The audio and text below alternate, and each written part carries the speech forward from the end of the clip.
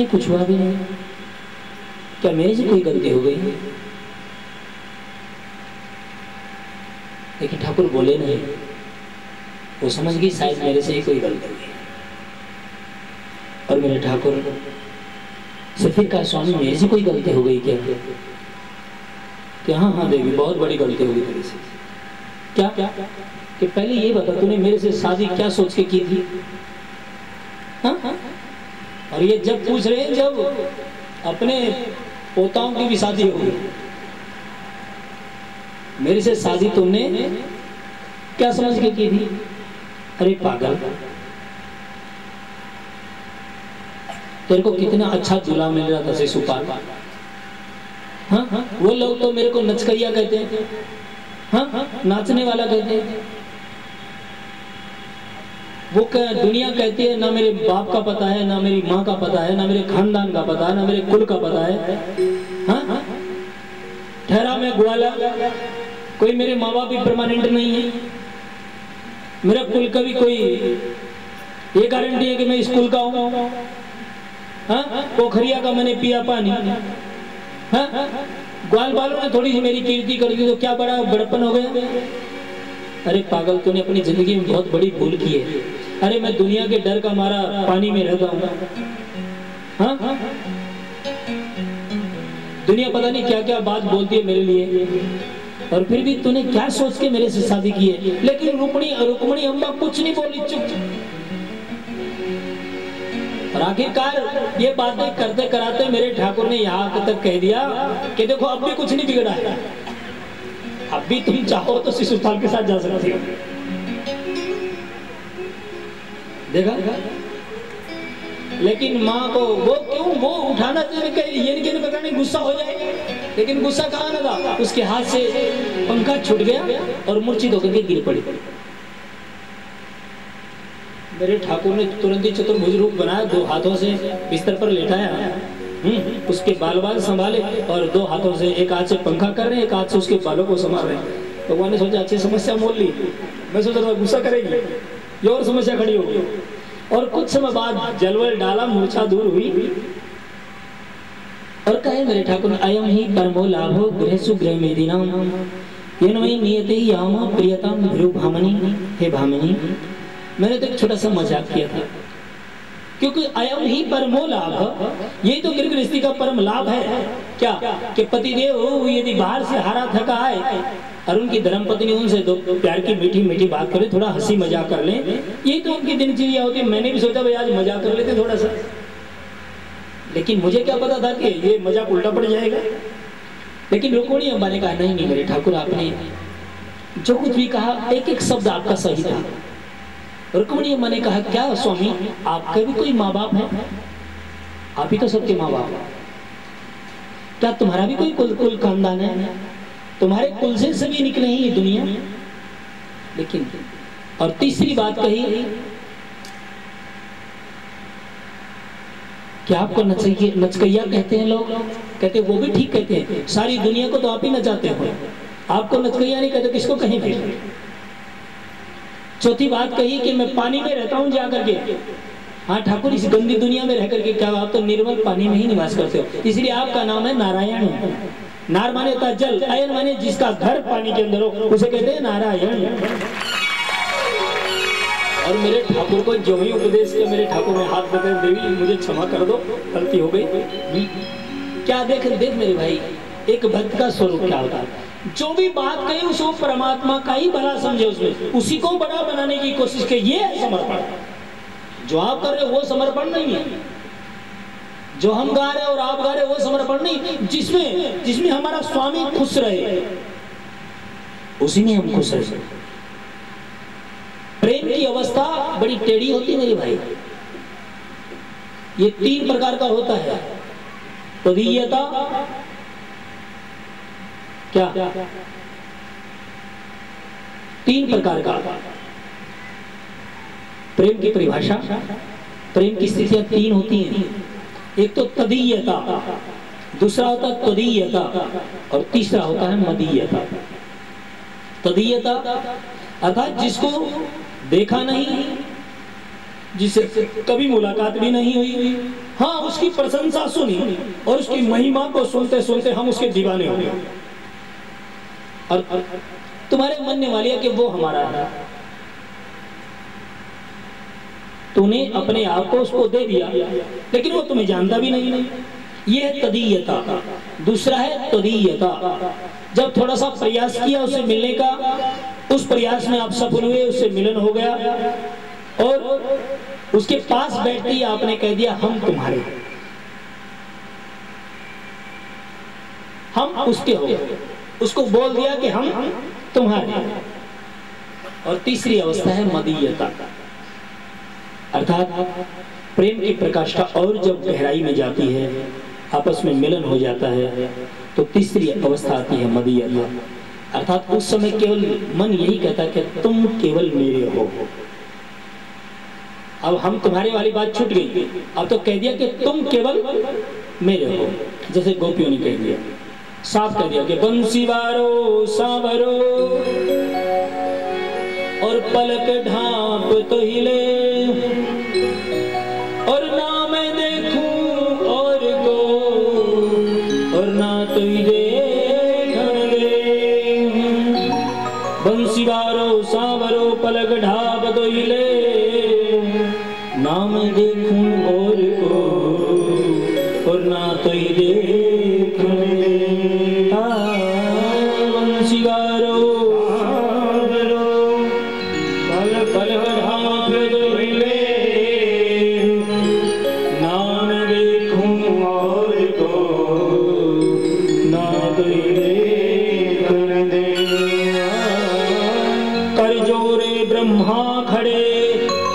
सुनहु नंद के लाल, देहु ब्रह्म पद और को, हमको करहूं ब्रज गवान। ओ कर जोड़े ब्रह्मा बड़े, सुनहु नंद के लाल, ये दे ब्रह्म पद और को, और हमें करो ब्रज गवान।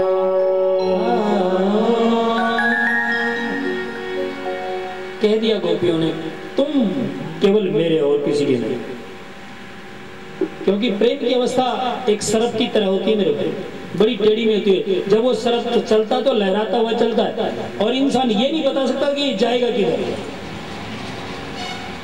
प्रेम की अवस्था एक सरफ की उस चाल की तरह होती है, जब वो चलता है तो लहराता हुआ चलता है।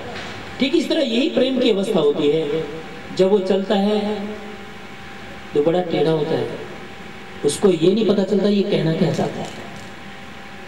यद्यपि वो चलते चलते बहुत कुछ कह जाता है, लेकिन आमने सामने वाले को पता नहीं चलता ये चाहता क्या है। बड़ी विचित्र स्थिति होती है मेरे भाई, और तब समर्पण होता है।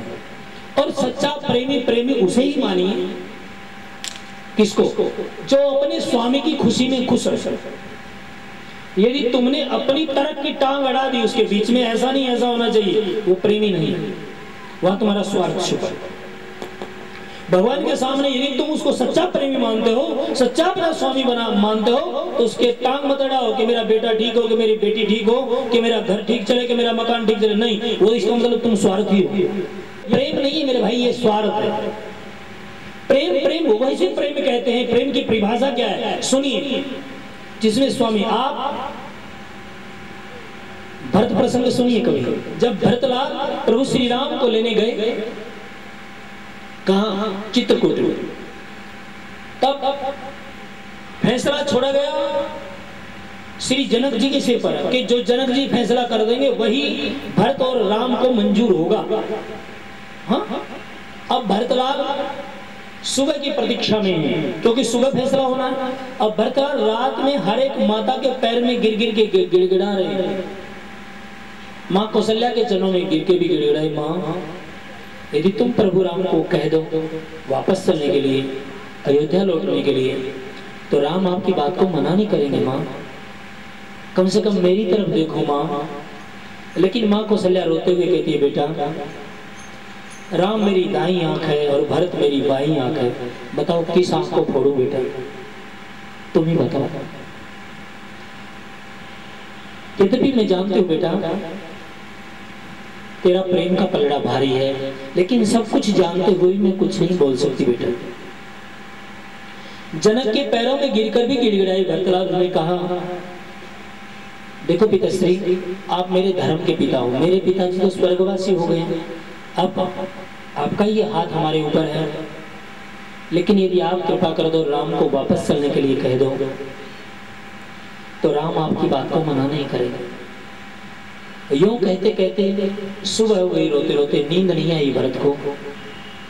लेकिन जनक ने एक बार भी ये नहीं कहा कि हाँ कह दूंगा, उन्होंने यही कहा कि सुबह जो भी होगा अच्छा होगा।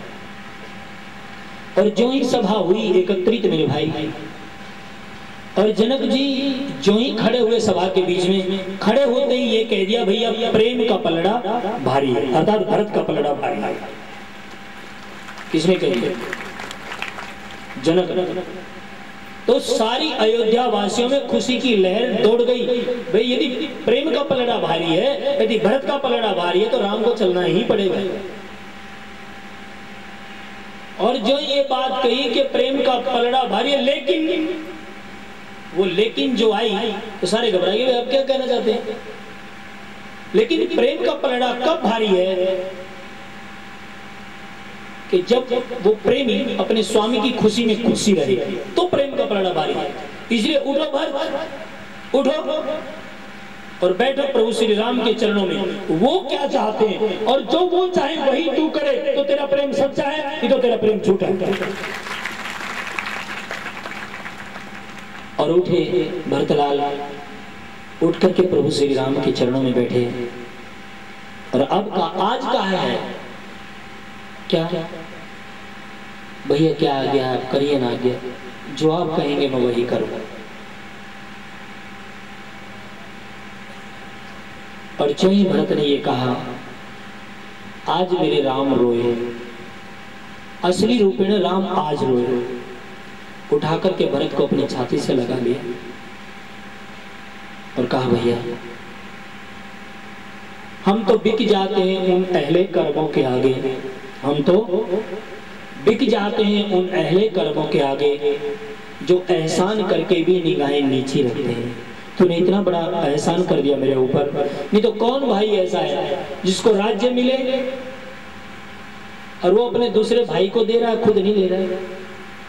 आज तो उस राज्य पदवी के लिए, बड़ा बनने के लिए अपने भाई को ही सूट कर देते हैं। और एक तू भाई है, अरे तू सब राजपाट को ठोकर मार करके मेरे पास आ रहा है और जबरदस्ती मेरे को ही पूछ रहा है। इसलिए तेरे जैसा भाई इस दुनिया में होना मुश्किल है भरत। उठा करके अपने भरत को छाती से लगा लिया। राम बहुत रोए और रोते रोते कहा, भैया भरत, आज मेरा भरत जो कहेगा सो करने के लिए तैयार। यदि मेरा भरत ये कहेगा कि वापस चल, तो मैं वापस भी चलूंगा। लेकिन भैया मेरी एक बात सुन ले पहले। क्या? कि मैंने पिता के वचन को लेकर के अयोध्या छोड़ा है और पिता वचन लेकर के, वचन बोल करके स्वर्गवासी हो गए हैं। और उनके ऊपर जाने पर यदि हम उनकी बात को काटते हैं तो हम बेटे कहलाने के लायक नहीं। इसलिए जाओ भैया, मैं अयोध्या के राज्य को स्वीकार करता हूँ, मैं अयोध्या के राज्य को स्वीकार करता हूँ, लेकिन स्वीकार करने के बावजूद आपको 14 वर्ष के लिए गृहवर के रूप में देता हूँ। वो आपका नहीं है, वो मेरा है। इसलिए मैं मेरे उस राज्य की रक्षा 14 वर्ष के लिए आप करेंगे और 14 वर्ष के लिए वो राज्य भरत को सौंपा है। इसलिए भरत ने कहा, भैया अब तो एक चीज मांग सकता हूँ। कहता, हाँ भैया, यदि अपने राम को ही मांग लेगा तो राम भी भरत से बड़ा नहीं है, राम भरत से छोटा है। जो मेरा भरत मांगेगा राम वही करेगा। इसलिए कहा, भैया जब आपका राज्य है तो आपके राज्य सिंहासन पर मैं नहीं बैठ सकता, इसलिए यदि कृपा कर दे तो आपकी चरण पादुका मुझे दे दो। और जो ही चरण पादुका मांगी, लेकिन चरण पादुका लेते लेते भरत ने एक बात और कह दी कि प्रभु ये ध्यान रखना, यदि 14 वर्ष से एक दिन भी ऊपर हो गया तो आपका भरत आपको जीवित नहीं मिलेगा। लेकिन देखिए प्रभु राम खड़ाऊं देने से पहले अपनी खड़ाऊंों को आदेश दे रहे हैं, क्योंकि जानते थे प्रभु राम तो मैं लेट हो जाऊंगा। इसलिए उन्होंने कहा कि यदि मेरे आने से पहले मेरे भरत का कुछ बिगड़ गया तो सोच लेना आपको मैं कभी अपने पैरों में जगह नहीं दूंगा। अपनी खड़ाउनों को आदेश दे रहे हैं और अब खड़ाउन भेंट कर रहे हैं भरत को, और भरत लेकर के कैसे लौटे हैं आपने सीरियल में देखा होगा। ये बातें बहुत सारी सीरियल में दिखाई हैं। श्री रामानंद सागर ने बहुत बड़ा उपकार किया है देश के ऊपर। कम से कम उसके माध्यम से हमें अपने इतिहास का तो पता चला कि हमारे प्राचीन जो राजघराने थे और जो हमारे राम की मर्यादा थी वो कैसी थी, और जो भाई बहन का प्यार था वो कैसा था। हमारी आंखें ही यदि खुली हुई ही बंद हो तो उनका क्या दोष है। तुम्हें टीवी के माध्यम से ही सब कुछ दिखा दिया, लेकिन हम फिर भी अपने इतिहास को पकड़ नहीं पा रहे हैं। फिर भी इस भौतिकवाद में ऐसे बह गए हैं जैसे हम पिछले इतिहास को जानते नहीं। छोटे छोटे बच्चों को देखते हैं, वो कुछ नहीं पता है हमारे राम के बारे में, ये राम था कौन, ये भरत था कौन, ये लक्ष्मण, लेकिन हर एक हीरो और हीरोइन का नाम वो जानते हैं। ये कमी आप लोगों की है, बच्चों की कमी नहीं है, माँ बाप की कमी है। यदि वो उनको अच्छे संस्कारों में डाले तो हमारे बच्चे बिगड़ नहीं सकते। यदि बिगड़ने का श्रेय है तो पूरे का पूरा माँ बाप के ऊपर जाता है।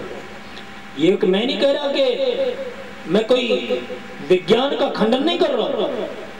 विज्ञान और धर्म एक सिक्के के दो पहलू हैं, लेकिन यदि उनका सदुपयोग किया जाए तो क्या उनके अंदर अच्छी बातें नहीं, लेकिन अच्छी बात तो एक भी नहीं पकड़ते हो, जितनी जल्दी गंदी बातें वो पकड़ते हैं। लेकिन यदि तुम प्रेरणा उन बच्चों को कर दो अच्छी बातों के लिए तो उसमें से अच्छी बात भी वो निकाल ले। मैंने देखा है छोटे छोटे बच्चों को निकालते हुए उसके अंदर से। उन आज के बच्चों का आयु तो छोटा नहीं है, बहुत ऊंचाई को छू गया है। अरे जो आप 10वीं क्लास में किताबें पढ़ते थे, जितने बड़े बड़े बस्ते लेकर के 10वीं क्लास में आप जाते थे, आज पहली क्लास से शुरू है, यूकेजी से ही शुरू हो जाता है। इतनी इतनी किताबें उनके पास, तो इसका मतलब उस जमाने से आज के जमाने में बहुत अंतर आ गया है। आज के बच्चों का आयु तो बहुत ऊंचाई को छू गया है।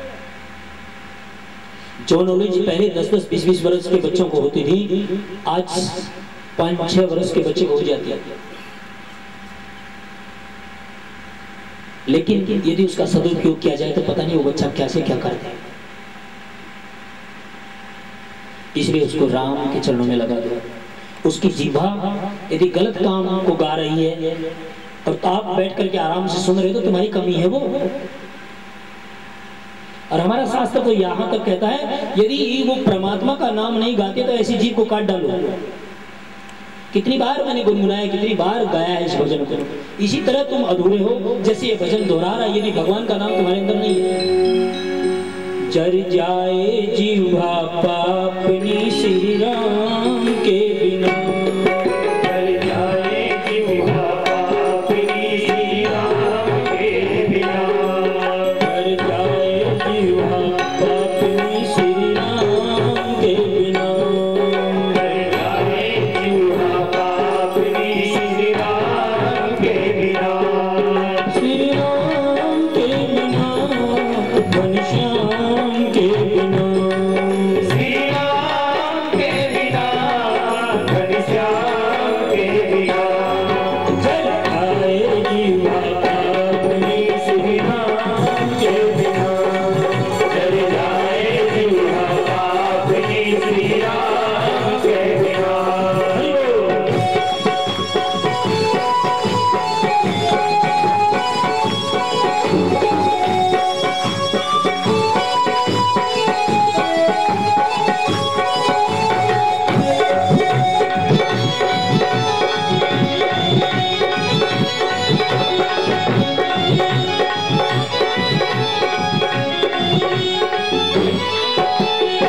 क्षत्रियान बिन विप्र ज्ञान बिन धन संतान बिना, देह प्राण बिन हाथ दान बिन भोजन मान बिना, क्षत्रियान बिन विप्र ज्ञान बिन घर संतान बिना, देह प्राण बिन हाथ दान बिन भोजन मान बिना, जल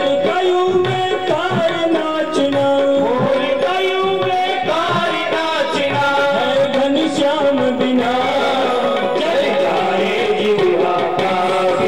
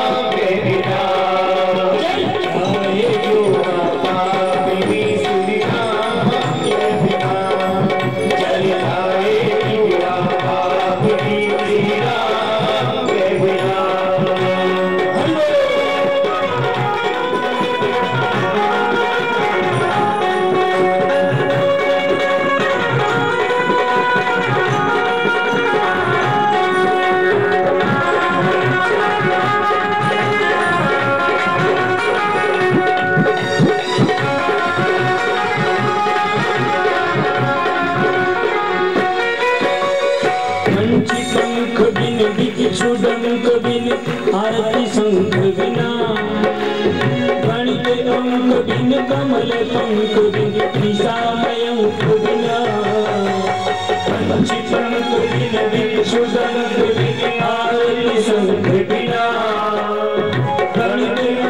दिन कमल पंकुदिन निशामयं कुदिना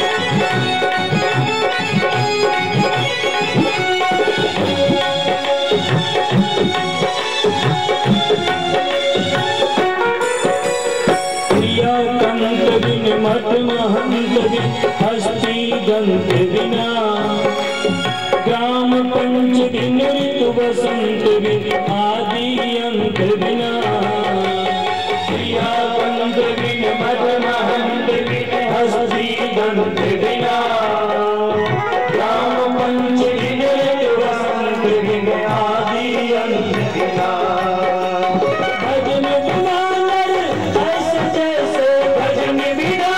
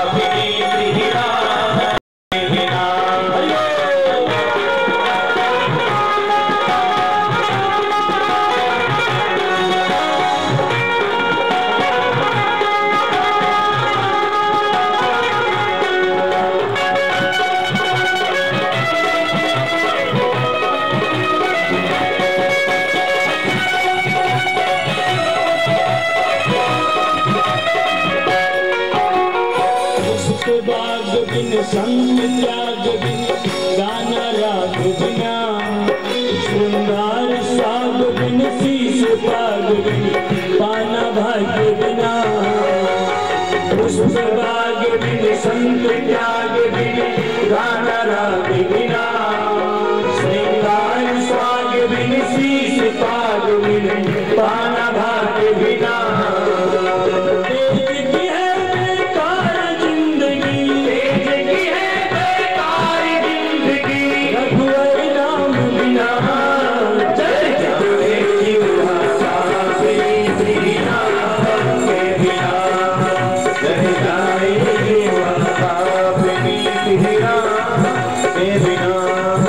श्री राम के बिना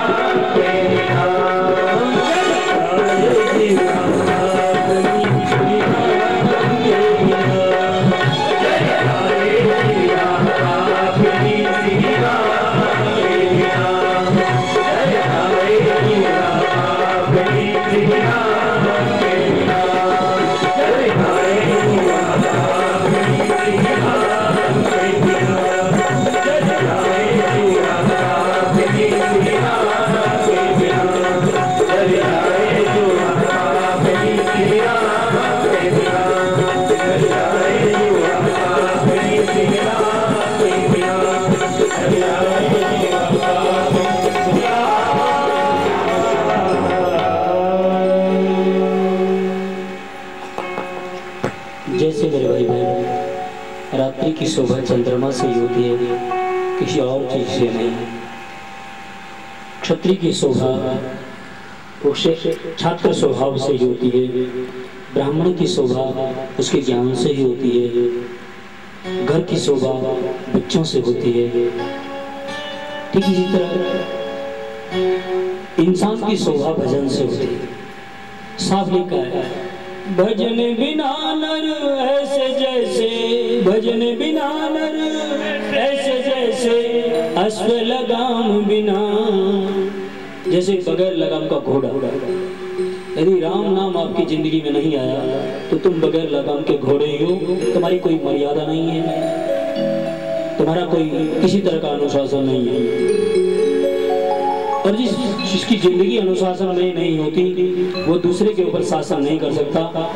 जो पहले अपनी जिंदगी को अनुशासन में बांधता है वही दूसरे पर शासन करने का अधिकारी भी होता है। और आज बगैर अधिकार के ही लोग अपना अधिकार समझ रहे हैं। इसलिए चाहे वो राजनीतिक समाज हो, चाहे वो धार्मिक समाज हो, चाहे वो धार्मिक हो, चाहे कौन सा भी समाज हो, हर समाज भटक गया है। क्यों? क्योंकि पहले अपने ऊपर अनुशासन नहीं है उसमें। यदि अपनी जिंदगी में अनुशासन हो तो ऑटोमेटिकली उसके शासन के सामने दूसरा दब जाएगा। के कारण ही पूरा परिवार मर्यादा में बन गया, सारे भाई मर्यादा में बन गए, सारी माताएं मर्यादा में बन गई, पूरे अयोध्या मर्यादा में बन गया और अयोध्या के साथ साथ पूरा देश मर्यादा में बन गया। और उस देश को यदि उसने मर्यादा में बांधा, इसलिए उसका नाम पड़ा मर्यादा पुरुषोत्तम। क्या नाम पड़ा? आपका नाम तो नहीं पड़ा। आप भी तो ने भी तो पदवी प्राप्त की है, आप भी तो किसी के बेटे होंगे, लेकिन वो मेरे ठाकुर ने नर लीला की है। राम ने जो किया सो करो और कृष्ण ने जो कहा सो करो। यदि कृष्ण का किया हुआ करोगे तो भटक जाओ, क्योंकि जो कृष्ण ने किया वो योगेश्वरों की लीला, योगेश्वरों के ईश्वरों की लीला है। वो उसने साधारण मानव की लीला नहीं की है, उसने तो सारे ऐश्वर्य ही दिखाए हैं। और राम ने सारी मानवीय लीलाएं की है। इसलिए मैं बार बार आप लोगों को कहता हूं, ये धर्म शास्त्र, ये रामायण, ये भागवत, ये ब्रेक का भी काम करते हैं और एक्सीलेटर का भी काम करते हैं। ये तुम्हें बताते हैं ये करना है, ये करना है, ये नहीं करना है, ये नहीं करना है, सब कुछ बताते हैं। निषिद्ध कर्म देखिए महाभारत में, हर महाभारत के हर एक पन्ने पर ये लिखा है ये नहीं करना, ये करोगे तो यहाँ पर तुम्हें ठोकर लगेगी। हाँ, और धार्मिक कृत्य जो करना सिखाती है, रामायण पढ़िए, वो कहेगी ऐसे आगे चलाइए अपने आप, अपनी जिंदगी को न्यूट्रल बनाइए। और न्यूट्रल गेयर में यदि गाड़ी है, न्यूट्रल गाड़ी खड़ी है तो कितना भी रेस दीजिए वो भागेगी नहीं। भागती कब है? जब गेयर में फंस जाती है। वो बेटे रूपी गेयर में फंस जाए, या पोते रूपी गेयर में फंस जाए, घर रूपी गेयर में फंस जाए, दुकान रूपी गेयर में फंस जाए, ड्यूटी रूपी गेयर में फंस जाए, तो भागती है वो। और यदि न्यूट्रल खड़ी है वो तो कितना भी रेस दीजिए वो भागेगी नहीं। ठीक है, तुम्हारा मन है वो न्यूट्रल गेयर, तुम मन को न्यूट्रल रखो, यदि भी कर्म करो, लेकिन अपने मन को न्यूट्रल बना करके रखिए। ना काहू से दोस्ती, ना काहू से बैर। देखना फिर तुम्हारी जिंदगी में बाहर आती है कि नहीं आती है। अपने आप को तो गेर में फंसा करके रखा है, कह रहे महाराज जी हमारा मन नहीं टिकता। अरे गेर में तो तुमने फंसा रखा है, वो टिकेगा कैसे? तो भागेगा। मन को तुमने टिकाना सिखाई नहीं, मन को तो फंसा रखा है। और यदि किसी गेर में लगा तो भागेगा भैया वो, और रुकेगा नहीं। हाँ, अपने आप को न्यूट्रल कर दो, छुट्टी, फिर भागेगा नहीं। अर्जुन ने भी ये कहा था कि मेरा मन भी यदि तुम कहो तो हवा को रोक दो। लो देखो कितना बड़ा वो बात कह रहा अर्जुन, कहता यदि आप कहो तो एक बार वायु को रोक दूं मैं, लेकिन इसको मन को रोकना मुश्किल, असंभव। मेरे ठाकुर ने कहा यही तो तेरी बेवकूफी है। असंभव नाम का शब्द तेरी डिक्शनरी से निकाल के फेंक दे। इंसान के लिए कोई ऐसी चीज है ही नहीं कि जो असंभव हो, सब संभव है उसके लिए। हाँ, थोड़ा परिश्रम तो करना पड़ेगा, थोड़ी मेहनत तो करनी पड़ेगी, थोड़ी कठिनाई तो आएगी, लेकिन असंभव नाम की चीज कुछ नहीं है। तुम नेगेटिव सोचते ही क्यों? हर चीज को पॉजिटिव लेकर के चलो।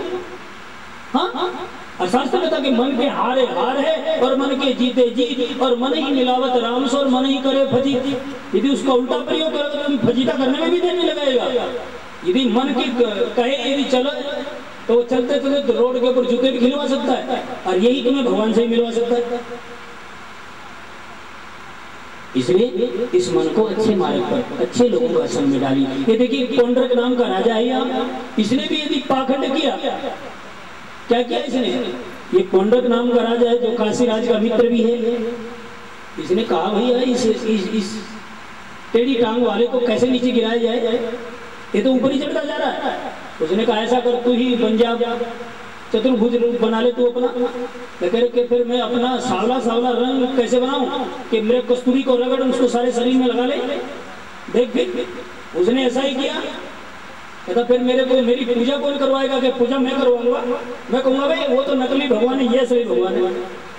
दोनों ने आपस में सलाह की और पौंड्रक राम के राजा ने 2 काट के हाथ बनवा लिए, हाँ? और एक गरुड़ जो चाबी से चलने वाला है वो गरुड़ बनवा लिया, और बनवा करके और मृग कस्तूरी अपने शरीर पर लगा करके और चिट्ठी भेज दी किसके पास?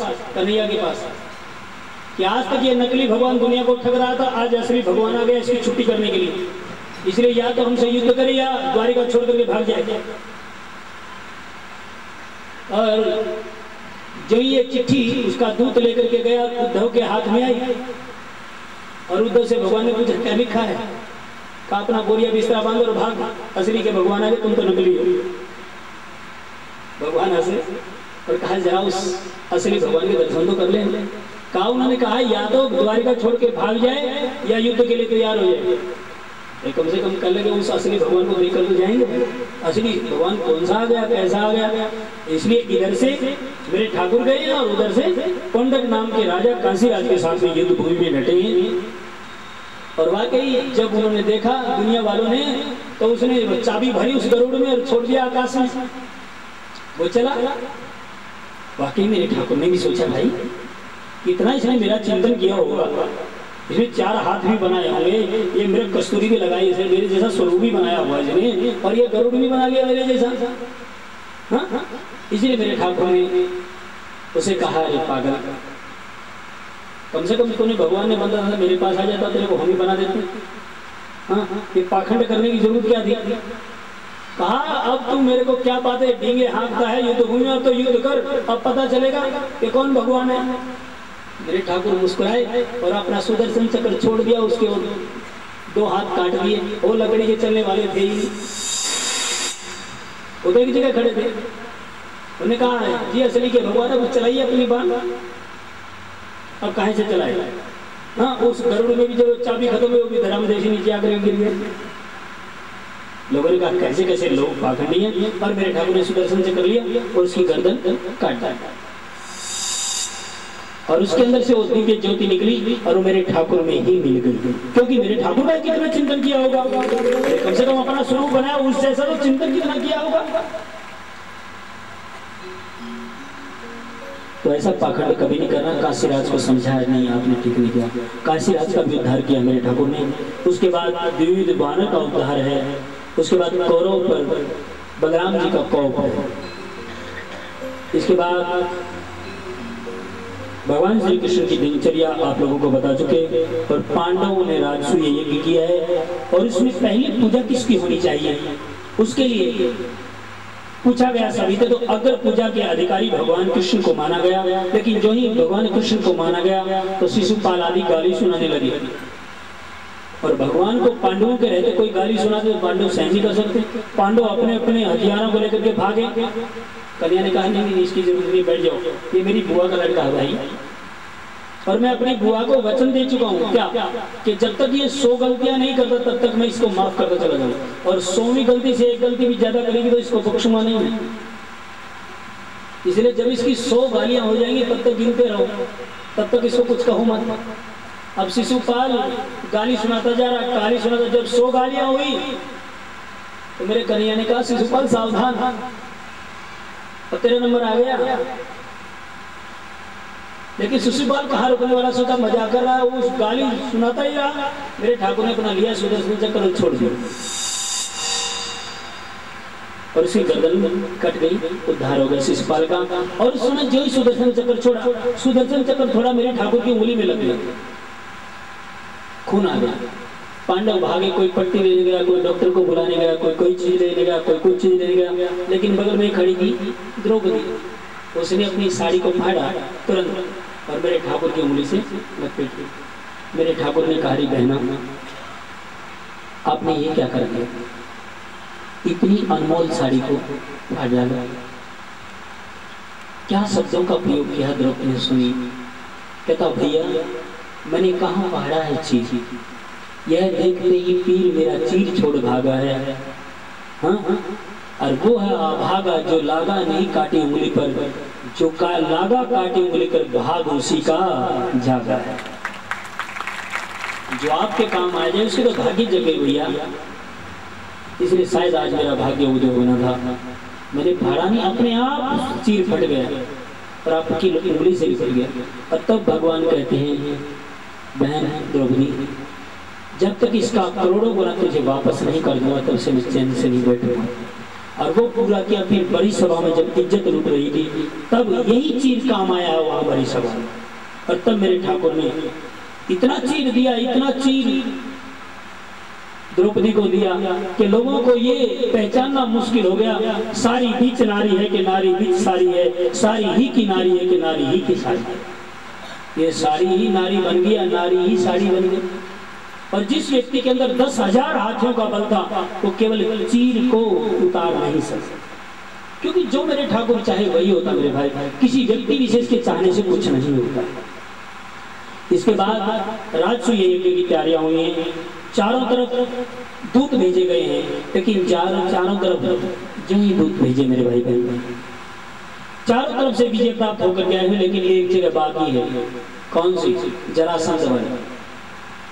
जरासंध को जीतना इतना आसान नहीं, लेकिन जब चारों तरफ से सेनाएं आ गई विजय प्राप्त करके, एक तरफ से नहीं आई, विजय प्राप्त नहीं हुई, तो आकर के मेरे ठाकुर से निवेदन करते हैं, क्या करें? एक जगह खाली है, एक जगह से खाली हाथ लौटे हैं, वो है जरासंध वाले। मेरे कन्हैया ने कहा, मेरे को अर्जुन को दो और भीम को दो, उधर हम जाते। मेरे ठाकुर ने ब्राह्मण का भेष बनाया, अर्जुन और भीम को भी ब्राह्मण का भेष बनाने के लिए कहा और सीधे पहुंचे जरासंध के दरवाजे पर। एक बात ध्यान रखिए, जरासंध बहुत बड़ा दानी भी था। वो सुबह उठते ही पहले दान करता था, फिर घर से बाहर निकलता। यद्यपि राक्षस था, इसलिए प्रभु ब्राह्मण का भेष बना करके गए हैं, क्योंकि वो सुबह उठते दान बांटने चलता था। और जो ही वो दान बांटने चला और इनका नंबर आया दान लेते लेते, उन्होंने कहा मांगिए ना। जो मुंह से मांगता था वही दान देता था, ये नहीं कि कपड़ा मार दिया, नहीं, जो अगला मुंह से मांगे वही दान देना, जो मुंह से मांगे वही देना। इनका नंबर आया, मेरे कन्हैया का नंबर आया और कहा, ब्राह्मण देवता आप ही मांगे, यदि राजेंद्र देना चाहते हो तो। हमें तो युद्धम नो देहि राजेंद्र दंडसो यदि मन्य से। हे राजेंद्र, यदि मुझे भी भिक्षा देना चाहते तो मैं तो आपके साथ द्वंद्व युद्ध मांगता हूँ। क्या मांगता हूँ? बाह्य युद्ध हो जाए। जरासंध ने कहा, ब्राह्मण देवता तू युद्ध कार्य के लिए मांगता, तुम कोई दान मांग लेना, ये नहीं, युद्ध चाहिए। जरासंध ने कहा, इसका मतलब तुम ब्राह्मण नहीं हो। तुम कौन हो? पहले ये बता कि पहले आप द्वंद्व युद्ध दोगे हमें कि हाँ दिया, हम आपके साथ युद्ध करेंगे, लेकिन ये बताओ तुम अपना परिचय दो, तुम हो कौन तीनों? कि मैं तो तुम्हारा पुराना दुश्मन कृष्ण, कि तेरे साथ तो भगोड़े में युद्ध करूंगा नहीं। ये बगल में कौन है? ये है अर्जुन। कहता ये मेरी उम्र का नहीं है, मेरे बराबर का नहीं, इसके साथ भी नहीं करूंगा। कहते ये है भीमसेन। कहते हाँ ये मेरी उम्र का है, मेरे बराबर का है, इसके साथ करूंगा। और भीमसेन के साथ युद्ध हुआ है और पूरा दिन युद्ध हुआ। भीम पूरा दिन युद्ध होते होते थक गया और रात को, क्योंकि दिन में युद्ध होते थे, रात को बंद हो जाता था, अपने अपने शिविरों में सोते थे। और भीमसेन फिर बेचारा कहराता था रात को और कहता था, ठाकुर तू मेरे को मरवाएगा, जरासंध को तुम इतना आसान मत समझो जितना जितना आपने समझ लिया और उस मुसीबत में मेरे को फंसा दिया। आप तो आराम से सोते हो दोनों, मेरे को मुसीबत में फंसा दिया। उसने कहा अच्छा ऐसा कर भीमसेन, अब मैं आपको एक तरकीब सिखाता हूँ। क्या ऐसे नहीं मरेगा जरासंध? जरासंध को बीच से फाड़ना होगा और बीच से फाड़ करके एक भाग इधर फेंकना है और एक भाग इधर फेंकना है। यदि आपस में भाग अलग अलग नहीं किए तो फिर चिपक जाएगा और फिर युद्ध करने लगेगा। भीम दादा फिर उतार दिया अगले दिन युद्ध में और भीम दादा ने उसको बीच से फाड़ डाला। लेकिन भीम दादा इधर उधर नहीं फेंक सके उसको, ये टुकड़ा इधर छोड़ दिया, ये टुकड़ा इधर, फिर चिपक गया, फिर युद्ध करने लगा और भीमसेन की नस नस तोड़ डाली। किसने? जरासंध। और भीमसेन जो ही शाम हुई और शिविर में आया, भीमसेन ने कहा ठाकुर यहाँ से भाग चलो रात को ही, क्योंकि जरासंध मेरे को बख्शेगा नहीं, मेरे को मार डालेगा।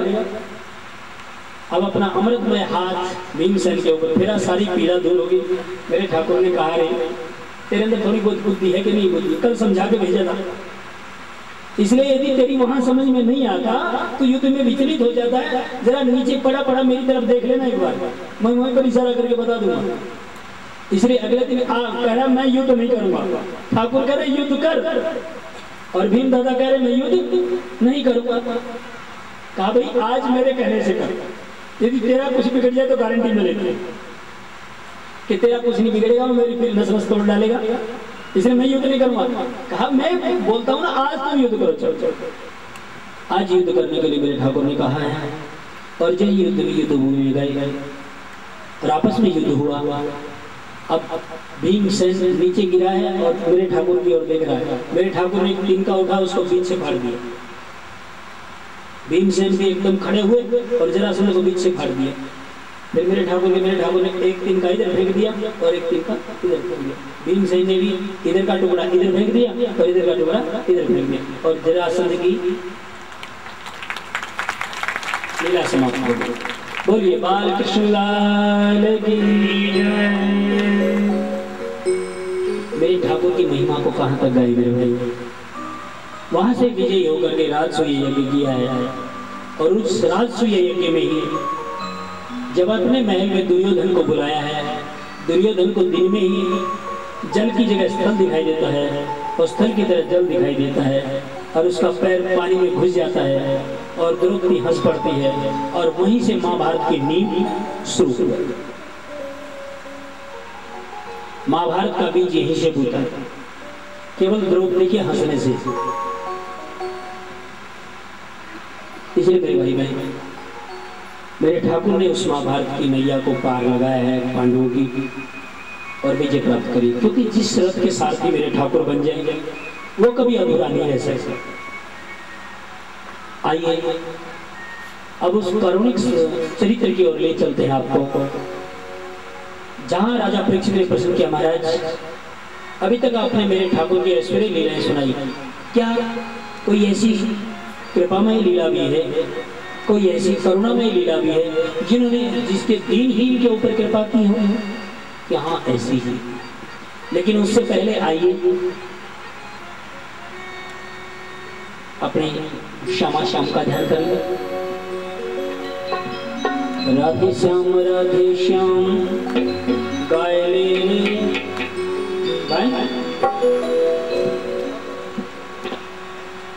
राधे श्याम गाय ले माटी के पुतलवा। राधे श्याम गाय ले माटी के पुतलवा। राधे श्याम गाय ले माटी के पुतलवा। राधे श्याम गाय ले माटी के पुतलवा। पुतलवा माटी के पुतलवा। माटी के पुतलवा माटी के पुतलवा। राधे श्याम गाय ले माटी के पुतलवा।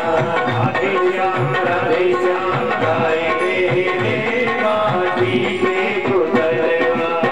गुरु बिना मुक्ति ना होवे। गुरु बिना मुक्ति ना होवे। गुरु बिना मुक्ति ना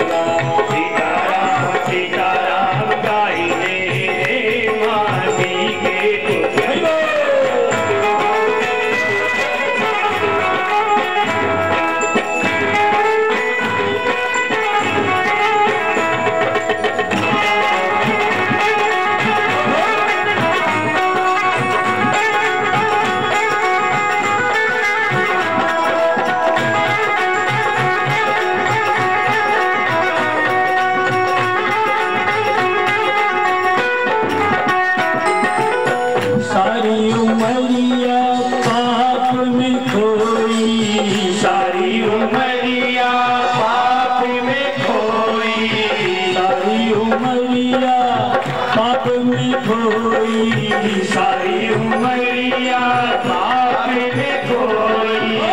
अब तो पुण्य कमाए माटी के पुतलवा, अब तो पुण्य कमाए माटी के पुतलवा। सीताराम सीताराम गाए रे माटी के पुतलवा, सीताराम सीताराम गाए रे माटी के पुतलवा।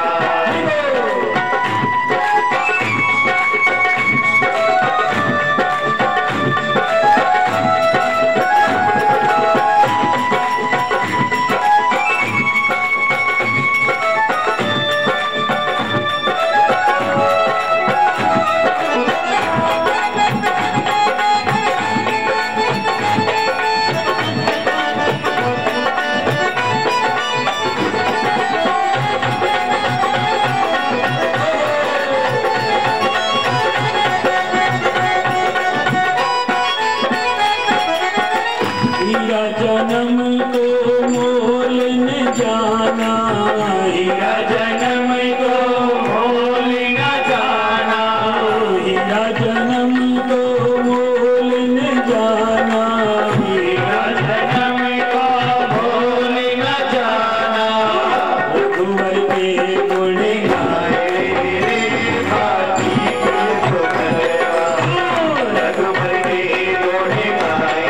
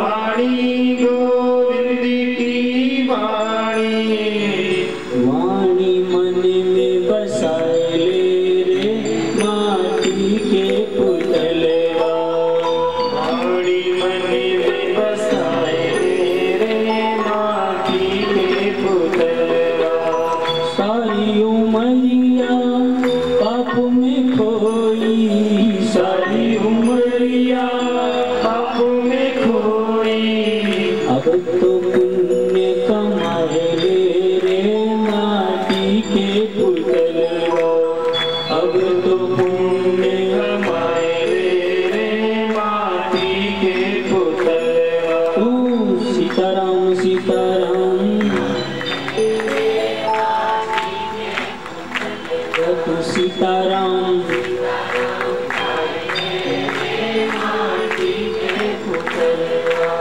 हीरा जन्म का मोल न जाना, हीरा जन्म का मोल न जाना, हीरा जन्म का मोल न जाना, हीरा जन्म का मोल न जाना। रघुवर के गुण गाए रे माटी के पुतले, तू रघुवर के गुण गाए रे माटी के पुतले, राधे श्याम गाए रे माटी के पुतले, जय राधे श्याम गाए रे माटी के पुतले, वृंदावन बिहारी लाल की जय जय श्री राधे श्री राधे श्री राधे।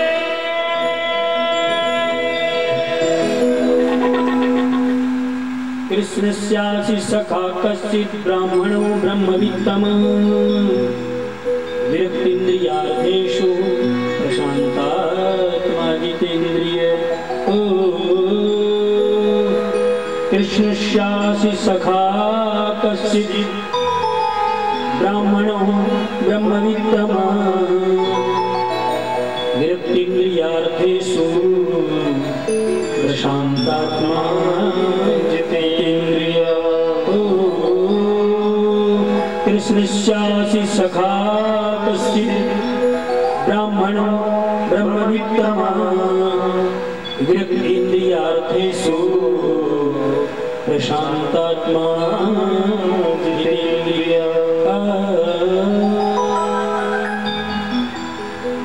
आइए आपको ले चलते हैं उसी पावन प्रसंग की ओर जहां मेरे ठाकुर की मैत्री का वर्णन किया गया है। और जिस किसी व्यक्ति के गुणों से आप प्रसन्न हो जाएं, और यदि उस व्यक्ति के बारे में आपसे कोई परिचय पूछे तो आप भले उसका नाम ना बताएं, और नाम को बताते हुए नहीं उसके व्यक्तित्व को बताने लगते रहे, वो तो इतना बड़ा है, उसके अंदर ये गुण है, उसने ऐसे ऐसे काम किए, उसके गुणों का बखान करने लगते हैं आप। यहां भी मुनि सुखदेव के सामने जब ये बात कही तो मुनि सुखदेव ने एक जगह भी सुदामा नाम नहीं बोला, एक जगह भी, केवल उसके गुणों का वर्णन किया। यहां साफ लिखा कृष्णस्यासि सखा कश्चित् ब्राह्मणो ब्रह्मवित्तमः विरक्तीन्द्रियार्थेषु प्रशान्तात्मा जितेन्द्रिय। कृष्णस्यासि सखा कश्चित्, कृष्ण का कोई सखा था, और कैसा था? ब्राह्मणों ब्रह्मवित्तमः, केवल ब्राह्मण ही नहीं था, केवल पूजा पाठ करने वाला ही था, ब्रह्मवित्तमः, इतना उन ब्राह्मणों में श्रेष्ठ था कि कभी किसी से मांगा नहीं मेरे भाई से।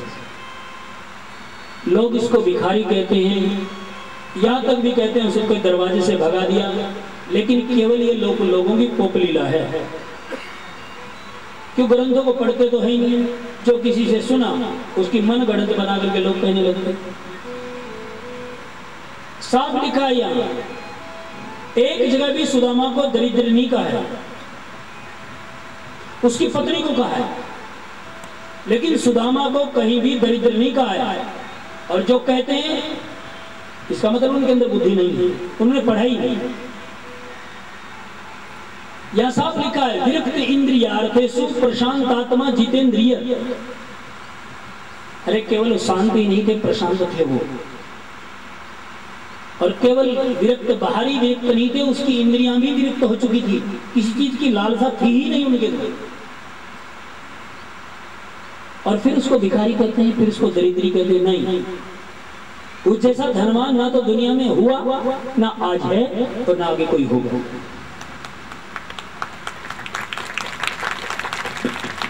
इतने बड़े धनवान थे मेरे भाई।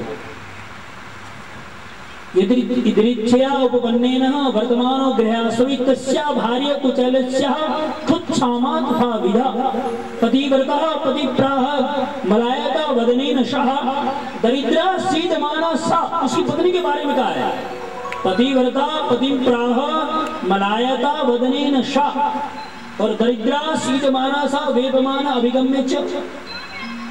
उसकी पत्नी को दरिद्रा संबोधित गया, क्यों? उसके अंदर मांगने की इच्छा थी, लेकिन सुदामा के अंदर नहीं थी। उसको तो जो विद्या पढ़ाता था बच्चों को, उस विद्या के बदले यदि आटा चावल दे लेते तो अच्छे खुश, और नहीं देते तो भी खुश। मांगने नहीं गए किसी के दरवाजे पर, वो कभी नहीं मांगा। उन्होंने भगवान से भी नहीं मांगा, ये भी गारंटी है। लोग कहते हैं वो दरवाजे पे गए, लेकिन गए नहीं, भेजा गया उनको। और वो भी वहां जाकर के मांगा नहीं मांगा। एक जगह भी वो प्रसंग दिखा दो कि सुदामा ने भगवान से ये कहा कि ये चीज मुझे चाहिए, नहीं। यद्यपि हाँ मैं मानता हूं उसके घर में पैसा नहीं था, वो गरीब इतना था, कितना कि एक झोपड़ी में रहता था। 4, 5, 6 बच्चे भी थे, बच्चों के तन पर कपड़ा नहीं था, ये भी बात सही है। और एक बार ये स्थिति आई भी, क्या स्थिति आई? भगवान ने ये स्थिति उसके जबरदस्ती कि ये भक्त मेरे पास आ जाए, इसलिए उसके ऊपर ये विपत्तियां डाली, जानबूझ के डाली, चारों तरफ से डाली कि ये न कहने प्रकार में ये महापुरुष मेरे पास आना चाहिए, और जब तक इसको विपत्तियों में नहीं घेरूंगा तब तक आएगा नहीं।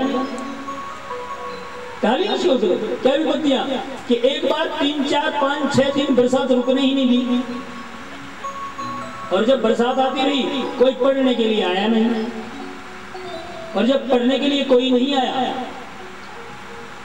तो अनाज कहां से आता, आटा कहां से आता, चावल कहां से आता? और वो सर्दी का मौसम,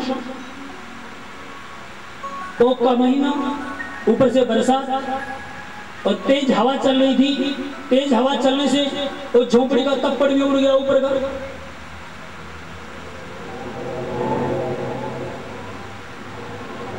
अब घर में ही बरसात आ रही है, और बच्चों के पहनने के लिए कपड़ा नहीं, बेचारे सर्दी में ठिठुर रहे हैं।